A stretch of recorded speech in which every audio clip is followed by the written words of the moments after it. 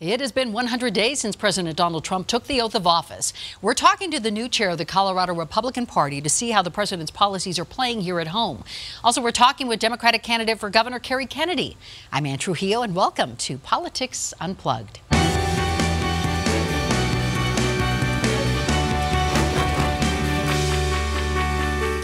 This weekend marks 100 days in office for President Trump. His plan to repeal and replace the Affordable Care Act in that time frame halted this last week. The vote postponed after Democrats threatened not to vote on a short-term spending bill to keep the government running if health care came up for a vote. Now, the president did unveil a tax plan that would slash corporate taxes and consolidate personal tax brackets. Either way, it has been a very busy first 100 days, and here to discuss what's going on in D.C. as well as here in Colorado is Jeff Hayes, who is the newly elected chair of the Republican Party. So first, congratulations on that. I'll take condolences or congratulations, really? Ann. Thank you very much. And why are you already saying condolences? No, it's a lot of work. Yeah. It's a lot of challenge, but it's been very enjoyable thus far, and everybody's been very supportive, so I say that jokingly. This is a 2-year term, so you have a lot ahead of you. Let's first talk about the president. What do you think has worked for him in these first 100 days? Being Donald Trump. He's following through with his message that he ran on during the campaign, and I think he's been very effective in continuing to try to push that agenda. And whether it's national security issues or economic issues, I think that it's resonating with the American people. They believe that he is trying to follow through with his promises.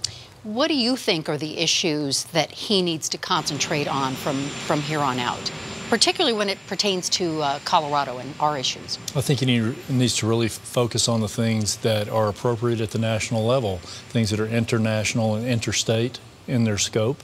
And so national defense, border security, any oppressive, I would say, regulations on business and individuals that prohibit economic activity. And I think that's where he's focused, and that's where he's had some success thus far.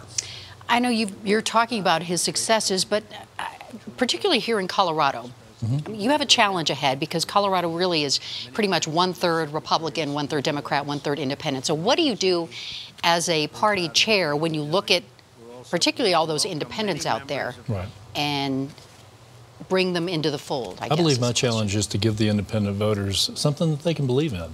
They may not register as Republicans or Democrats, and there's a strong independent streak in the Colorado electorate. I think that's part of being a Westerner, that we don't like to be told what to do or overly labeled. So I think it's our challenge is to bring them over to our side on Election Day, but we do that not by preaching to them, but by really listening to what the unaffiliated voters' concerns are and what we as the Republican Party can do for them. So as the new chair, will you do more outreach in that area? Yes. And in what specific areas? I mean, what are the policies that, and are you already changing those policies of what the Republican Party stands for here? Well, the party apparatus is more politics than policy. Obviously, our elected officials are the ones that actually enact policy. So our job is to advertise the Republican brand, to make sure we build the infrastructure, whether it's the ability to communicate, regardless of what the message is, one-on-one, through social media, through traditional media, that Republican brand. And we do feel like the strength and freedom and prosperity message is going to resonate with those unaffiliated voters just like it does with the standard Republicans. You have a big job ahead. We have a governor's race coming up. How do you, I mean, we haven't had a Republican governor since Bill Owens. Right.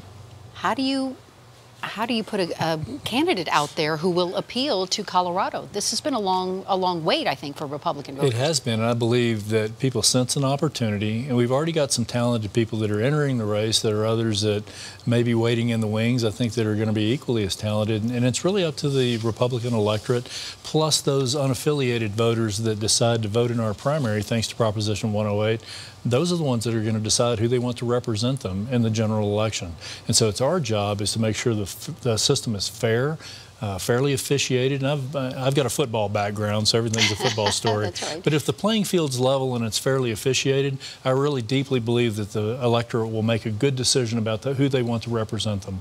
And our challenge is to make sure that those unaffiliated voters are heard as well. I know, and that sounds good, Jeff, but why have Republicans been so unsuccessful in putting a Republican in the governor's office? And what can you do to change that? You know, there have been so many gubernatorial races, it's difficult to characterize any kind of common theme because it's always a combination of system plus policy plus environment plus candidate. And there have been times when we have great candidates that for whatever environmental reasons we're not able to get traction. There have been times when we've had opportunities where the candidate failed us. And so it's really difficult to say. My job as a Republican Party chairman is to make sure that we have the backbone and the infrastructure that can deliver the vote for our candidate regardless of who it might be. Yeah, and then you also have the 7th Congressional District. Yes, yes, we do. Has that to may be be a great opportunity for us. And how do you appeal to that district? It's unique in its own way. It is unique, and it's up to the candidate really to message. And again, it's up to us to make sure that we have reached out to those unaffiliated voters, understood what their issues are, gather that information so that whomever our candidate is that makes it through the primary process has access to that information. And ideally, it's a message that resonates with the majority of the voters in CD7. So as you go around Colorado and you listen to Republicans, what are their issues? I mean, if you can give me the top 3 issues that you're hearing from your party. It's somewhat regional, excuse me. The people on the Eastern Plains have different issues than those along the Front Range or on the Western Slope. Right. Western Slope, for example, I don't believe has really participated in the economic recovery that we've seen on the Front Range. They've got their own set of issues, and they want people to represent them, to energize the energy industry, for example. On the Eastern Plains, they're concerned about transportation issues and being able to get their products to the western part of the state and to the Front Range where they can be consumed. So, you know, economic issues are always on the kitchen table, for example. And you, how can you personally make a difference? I can make a difference by making sure the Republican Party it produces an honest, fair, and professional process for getting our candidates onto the general election ballot, and for doing my part to build the infrastructure that allows them to get elected. Again, using another football analogy, we are predominantly the offensive line. And if you pay attention to what the Denver Broncos did, they understand the importance of the offensive line in building a championship team. And task number 1 for you is? Raise money. Okay. Jeff Hayes. Well, thank you so much. It's thank very you for nice the time. To be here. Nice to hear from you. Thank you for being here. We appreciate it. You know, there is already a crowded field in the race for governor here in Colorado. A conversation with one of the candidates after this.